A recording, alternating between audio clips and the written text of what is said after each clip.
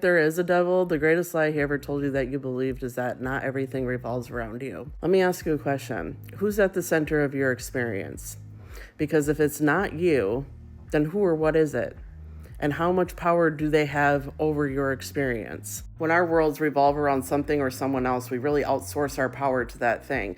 And it fucks with our self-efficacy, which is our confidence to create change in our own life. Oftentimes when we feel powerless, we will place our agency in something outside of us because we don't trust ourselves to manage our own worlds.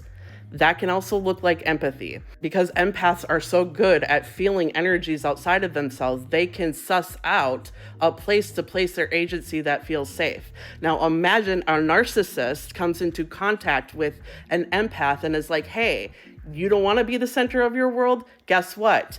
I can be the center of your world. Because the narcissist also doesn't know how to be the center of their own world. They want to be the center of somebody else's world so that they don't have to take responsibility and accountability for their own lives. So it becomes this toxic relationship of the empath placing their agency on a narcissist and the narcissist placing their sense of self in the empath. They're both leading with their ego without realizing it and not knowing what the fuck is going on. And isn't it funny how the patriarchy groomed us to believe that being self-centered was arrogant and selfish? We will try endlessly to fill that space with anything to no satisfaction, which makes us incredibly easy to market to. It makes us incredibly dependent, and it makes us incredibly vulnerable to manipulation, which is exactly how they like us. The biggest threat to the patriarchy is women who truly love themselves, not in a superficial or performative way, but women who have sat with themselves long enough to understand who they are. Once you understand the truth of who you are no longer easily manipulated. And when you're no longer easily manipulated, you are worthless to the patriarchy. They can't convince you to outsource your power onto them anymore